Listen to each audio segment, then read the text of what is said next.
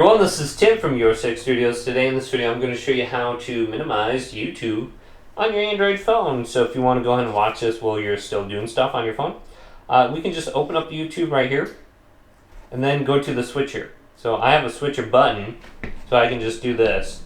Now all I have to do is go to this icon and I can go to split screen and I can decide where I want YouTube. Now it says choose another app to split screen, so I can go to a different app here, maybe a web browser.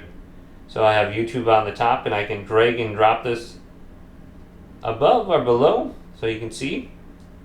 And then I can go to this app right here.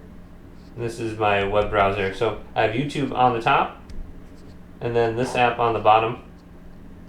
And I can scroll up and down real quick. You can see, so if I want to play a song, I just go up or down.